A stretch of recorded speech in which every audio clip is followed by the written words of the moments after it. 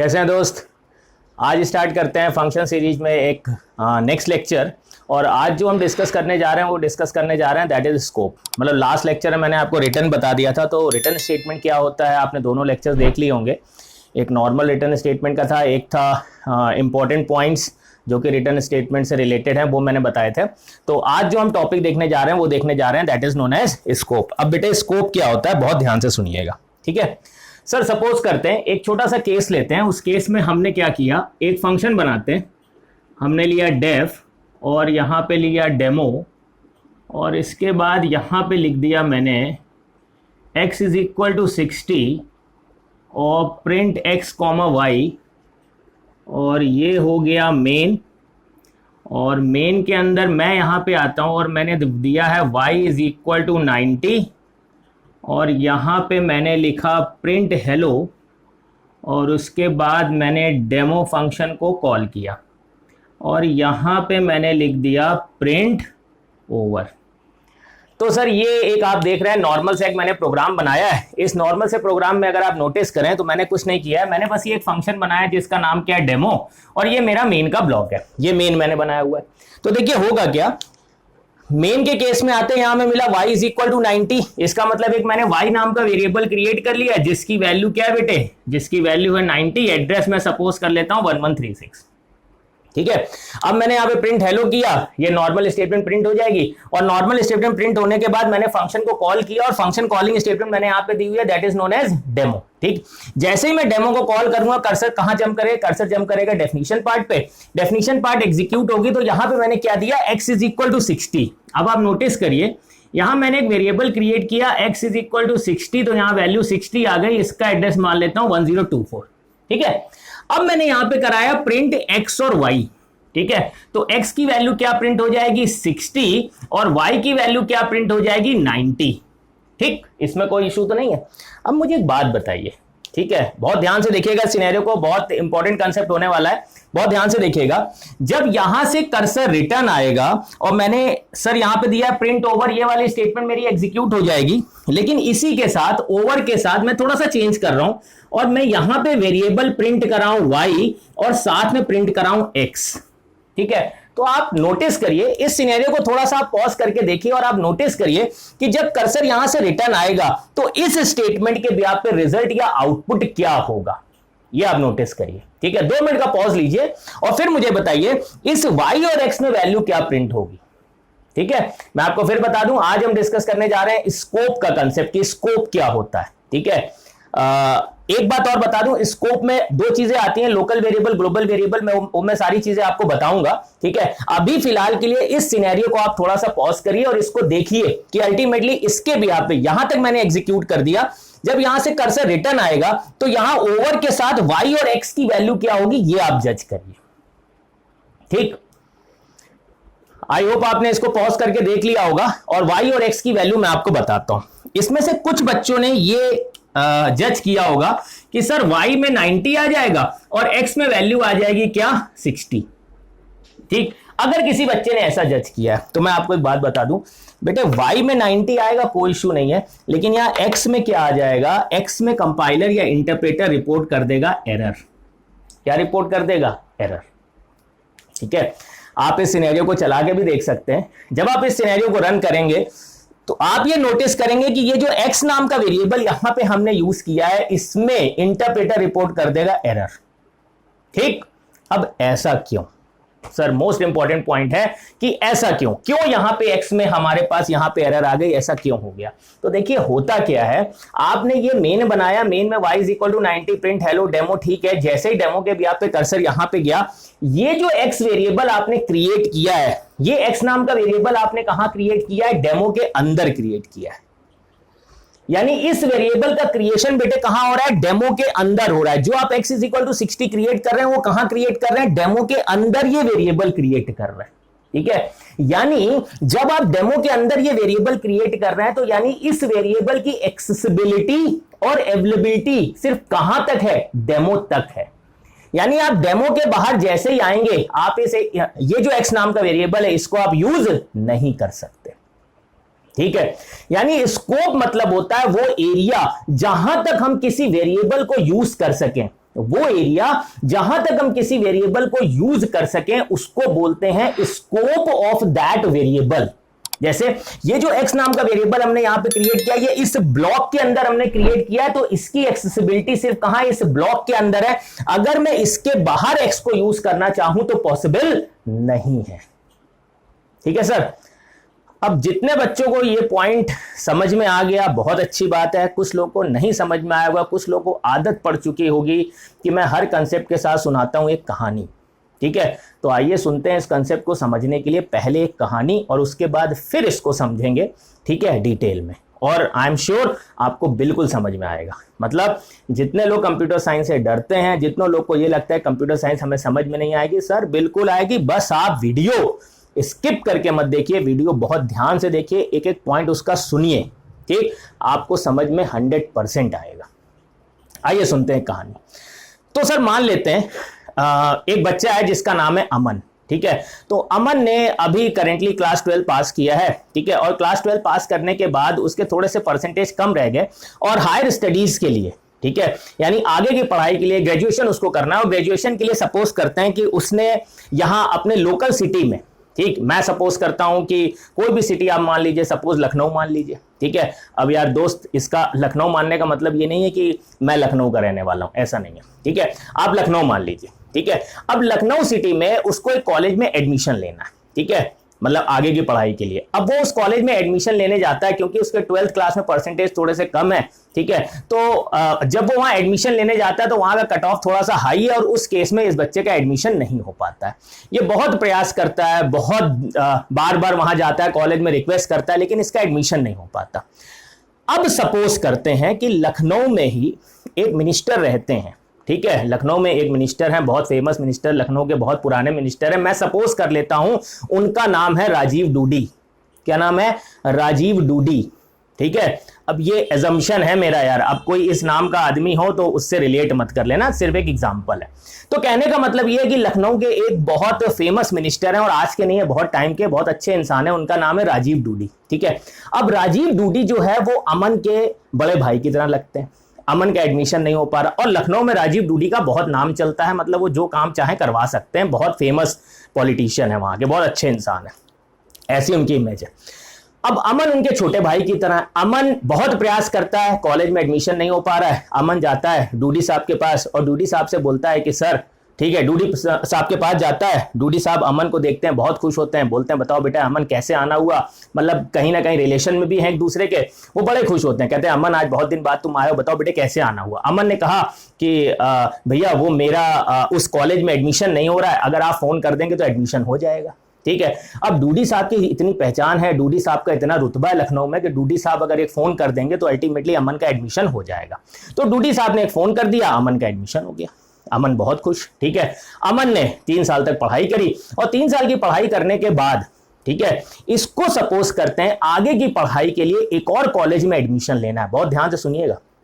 ठीक, अमन को एक और कॉलेज में एडमिशन लेना है। ठीक है, अब ये वहां उस कॉलेज में जाता है, लेकिन किस्मत ने फिर इसका साथ नहीं दिया, वहां पे भी कट ऑफ थोड़ा हाई चला गया और इसका एडमिशन नहीं हो पा रहा। अब ये बहुत परेशान है, इसका एडमिशन नहीं हो पा रहा। ठीक है, अब क्या करे, वापस लौट के आता है डूडी साहब के पास। ठीक है, और डूडी साहब के पास जैसे ये वापस आता है, डूडी साहब कहते हैं कि बताओ बेटा अमन कैसे आना हुआ। ठीक है, तो अमन बोलता है कि भैया मेरा एडमिशन एक कॉलेज में नहीं हो पा रहा है। इसका बोलना था, डूडी साहब के 3-4 फोन बाहर आ जाते हैं, कहते बताओ बेटा कहाँ एडमिशन कराना है। तब तक ये कहता है भैया केरला में एक कॉलेज है। ठीक है, केरला का एक कॉलेज है जिसका नाम मैं सपोज कर लेता हूं थोड़ी देर के लिए। केरला वाले प्लीज इस चीज को माइंड ना करें, सिर्फ मैं इसलिए फनी नेम बोल रहा हूं ताकि आपको याद रहे। ठीक है, तो केरला का एक कॉलेज है, सपोज करते हैं इल्ले पिल्ले कॉलेज। ठीक है, अब यहां पे इस कॉलेज में इसको एडमिशन लेना है। ठीक है, तो मुझे बताइए क्या केरला के उस कॉलेज में डूडी साहब एडमिशन करा पाएंगे? आप कहेंगे नहीं। क्यों? क्योंकि केरला के कॉलेज में या केरला में डूडी साहब को कौन जानता है? कोई नहीं जानता है। डूडी साहब को तो सब लखनऊ में जानते हैं, केरला में डूडी साहब को कौन जानता है? कोई नहीं जानता है।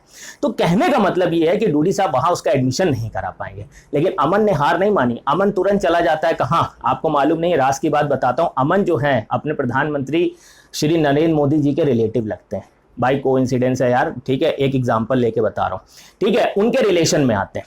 अब जो हमारे अमन भाई हैं ये सीधे चले जाते हैं दिल्ली। ठीक है, नरेंद्र मोदी जी से मिलते हैं। मोदी जी पूछते हैं बताओ बेटा कैसे आना हुआ।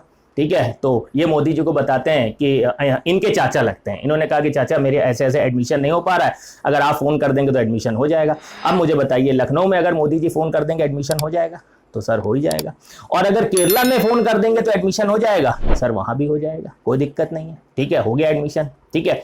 अब पॉइंट मेरा ये आता है, जिस चीज के लिए मैंने आपको एक कहानी सुनाई, यार ऐसा डूडी साहब में क्या था? डूडी साहब ने लखनऊ में तो एडमिशन करा दिया, लेकिन डूडी साहब क्यों नहीं केरला के उस कॉलेज में एडमिशन करा पाए, और मोदी साहब ने क्यों दोनों जगह एडमिशन करा दिया? ठीक है, तो आपको आंसर मिल गया होगा। सर डूडी साहब जो हैं वो लोकल पॉलिटिशियन है, यानी लखनऊ में तो उनको सब जानते हैं, उनकी जान पहचान है, लेकिन केरला में उनको कोई नहीं जानता। यानी डूडी साहब का जो स्कोप है वो क्या है? वो लोकल है। उनको लखनऊ में सब जानते हैं, लेकिन बाहर उनको कोई नहीं जानता है।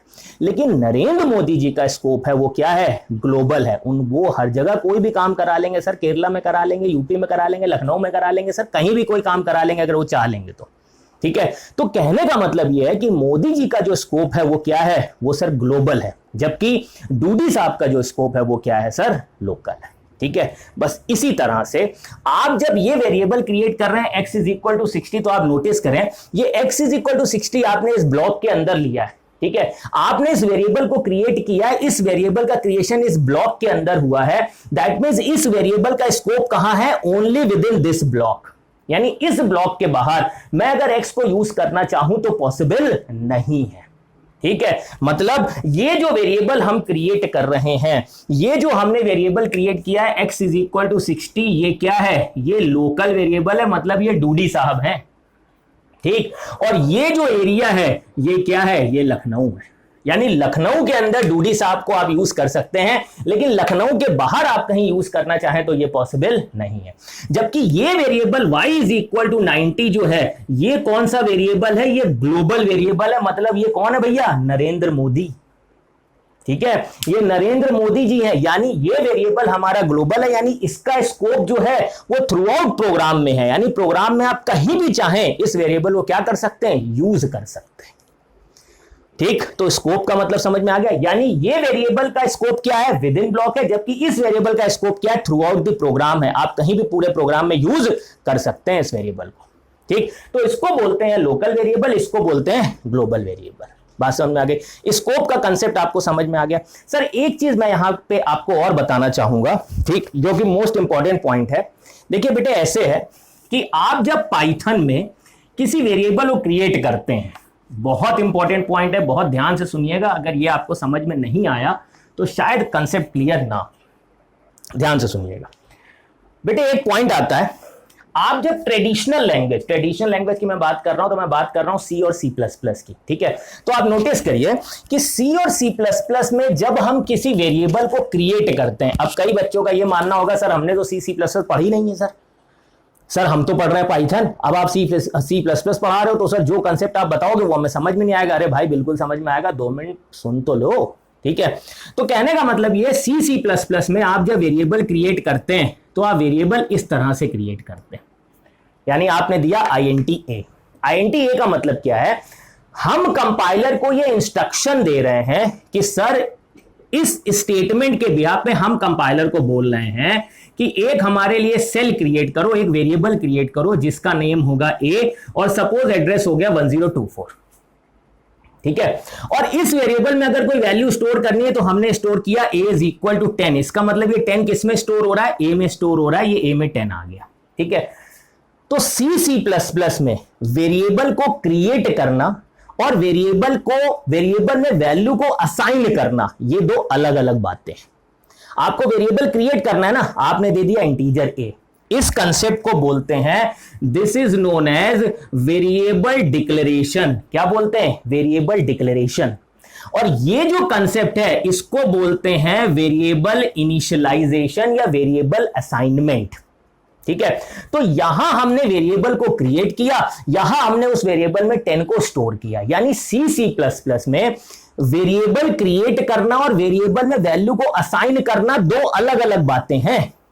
हालांकि चाहें तो हम इन दोनों को क्लब करके दे सकते हैं, integer A is equal to 10, इसको बोलते हैं वेरिएबल डेफिनेशन। लेकिन मैं अभी इसकी बात नहीं कर रहा हूं, मैं बात कर रहा हूं इन दोनों चीजों की, ठीक है भाई, हो सकता है किसी को C++ के बारे में जानकारी हो, वो बस वो बोले सर ऐसे भी तो कर सकते हैं, तो भैया कर सकते हैं, ये वेरिएबल डेफिनेशन है, लेकिन मैं इन दोनों की बात कर रहा हूं। ठीक है, तो कहने का मतलब ये है कि जब आप C++ में वेरिएबल को क्रिएट करते हैं तो बेटे ये वेरिएबल क्रिएशन के लिए इंटीजर a और वेरिएबल में कोई वैल्यू स्टोर करनी तो a = 10, यानी वेरिएबल क्रिएशन और वेरिएबल में किसी वैल्यू को स्टोर करना, इन दोनों कंसेप्ट को, इन दोनों चीजों के लिए दो डिफरेंट कंसेप्ट हैं। लेकिन पाइथन में, आप जब पाइथन में किसी वेरिएबल को क्रिएट करते हैं तो याद रखिएगा आप डायरेक्टली क्या देते हैं, a = 10। ठीक है, वेरिएबल को क्रिएट करना और वेरिएबल को असाइन करना ये दो अलग बातें जरूर हैं, लेकिन पाइथन में इन दोनों को ट्रीट करने का मेथड एक ही है, यानी a = 10। अब अगर आपने प्रोग्राम में पहली बार a = 10 दिया है तो इसका मतलब ये वेरिएबल क्रिएशन भी है, ये वेरिएबल क्रिएट भी हो रहा है और वेरिएबल में वैल्यू भी स्टोर हो रही है। लेकिन ये देने के बाद अगर आगे आपने कहीं प्रोग्राम में, इसी सेम प्रोग्राम में कंटिन्यूएशन में कहीं आपने a = 40 दे दिया तो ये वेरिएबल क्रिएट नहीं हो रहा है, ये सिर्फ क्या हो रहा है, ये वेरिएबल की वैल्यू चेंज हो रही है। ठीक है, तो ये बहुत इंपॉर्टेंट पॉइंट है, इसको ध्यान से अपने दिमाग में बैठा लीजिए क्योंकि इसका अभी यूज स्कोप में आएगा। ठीक है सर, तो ये वेरिएबल जब फर्स्ट टाइम दे रहे हैं ये स्टेटमेंट तो यही वेरिएबल क्रिएशन और यही वेरिएबल असाइनमेंट, लेकिन ये क्रिएट करने के बाद अगर a = 40 दे रहे हैं तो ये वेरिएबल क्रिएशन नहीं, वेरिएबल तो क्रिएट हो चुका है इसके ब्याह पे, ये सिर्फ क्या, वेरिएबल असाइनमेंट। बात समझ में आ गई? तो ये दो बातें आप बिल्कुल एकदम ध्यान में अपने बैठा लीजिए। ठीक है, अब मैं बात करता हूं, स्कोप पे वापस आता हूं। तो जैसा कि मैंने कहा, ये हमने फंक्शन बना दिया, एक बनाया डेफ डेमो और यहां पे लिखा x = 90 और यहां पे लिखा x, y। एक और फंक्शन बना रहे हैं, मैंने कहा स्टार्ट और यहां पे लिखा z = 60 प्रिंट और यहां मैंने दे दिया z, y। और मेन में इधर बना रहा हूं, ये मेरा मेन है सर, इसके कंटिन्यूएशन में है, इसके बाद आएगा। यहां मैंने लिखा y = 70, ठीक, और यहां से मैंने कॉल किया डेमो को और इसके बाद मैंने कॉल किया स्टार्ट को और यहां पे लिख दिया प्रिंट ओवर और साथ में मैंने यहां प्रिंट कराया y। अब आप नोटिस करिए सर, एक फंक्शन मैंने ये बनाया हुआ है डेमो, एक फंक्शन मैंने बनाया हुआ स्टार्ट, और ये मेरा पूरा का पूरा मेन प्रोग्राम है। एग्जीक्यूशन कहां से स्टार्ट होगा, मेन की पहली लाइन से एग्जीक्यूशन स्टार्ट होगा। सर y में क्या आ गया, 70 आ गया, ठीक है सर। इसके बाद हमने डेमो फंक्शन कॉल किया, सर एक बात, y में 70 आ गया, लेकिन y कौन सा वेरिएबल है हमारा, बेटे ये ग्लोबल वेरिएबल है। ग्लोबल वेरिएबल का मतलब ही क्या हुआ, यानी इस y को मैं अगर डेमो में यूज करना चाहूं तो कर सकता हूं नरेंद्र मोदी, और इस y को मैं अगर स्टार्ट में यूज करना चाहूं तो कर सकता हूं मोदी अंकल। ठीक है, ये y जो है, क्योंकि ये हमारा कौन सा वेरिएबल है, ये ग्लोबल वेरिएबल है, तो ग्लोबल वेरिएबल की accessibility throughout the program, मतलब कानपुर में यूज करना चाहूं तो भी, केरला में यूज करना चाहूं तो भी। ठीक, मैं जहां चाहूं y को क्या कर सकता हूं, यूज कर सकता हूं, कोई दिक्कत नहीं है। ठीक है, y कौन सा वेरिएबल है, ग्लोबल वेरिएबल है, इसकी accessibility throughout the program कहीं भी। लेकिन ये x = 90 जो बना है ये इस ब्लॉक के अंदर बना है, यानी ये कौन सा वेरिएबल है, लोकल, और z भी कौन सा वेरिएबल है, लोकल। अब पॉइंट ये आता है, ये लोकल वेरिएबल है लेकिन किसके लिए, डेमो के लिए। इसका मतलब डेमो के बाहर मैं अगर x को यूज करना चाहूं, जैसे फॉर एग्जांपल मैं यहां z, y और x को प्रिंट कराऊं तो ये x में क्या रिपोर्ट कर देगा, एरर।